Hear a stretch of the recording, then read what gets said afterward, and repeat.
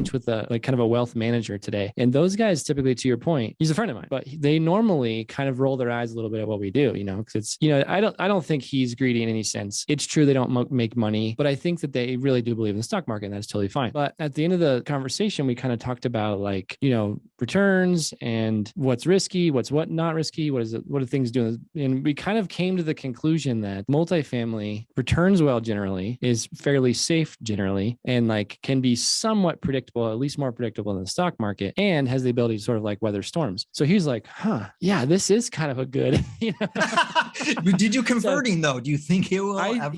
He'll probably listen to the show, so hopefully he doesn't mind me talking about this, but he's like, yeah, I think I might be interested to invest. I was like, if I get a wealth manager to invest with us, I've done my job, because I think it's hard to kind of pull people away from Wall Street once they've been sold on it, Yep. But it is. They just got a huge budget on that. I was at a local chamber of commerce meeting because I belong to it, and I ran across a financial advisor, and I had that conversation. He was like, "Oh, we don't recommend they invest in real," and I had this whole a really polite argument about it all. Didn't really have. Then he tried to compare. Well, these are apples and oranges, dude. Because I said, well, prices don't fluctuate. I mean, you buy real estate, typically it goes up over time. It's a hedge against inflation and all that stuff. When prices go up, so does real estate, and so do rents. And then he says, well, he kept bringing it back to, well, these are two different things. He could not wrap his head around the fact is that real estate might, and I said, it's not for everybody, but I tell you what, it is an option that should be available to people. You're only giving them part of the pie to eat. You're not saying, you can have any part of the pie. No, you can only this little sliver. That's what I don't like about it. Is like, you guys are limiting your investors. You're only telling them things that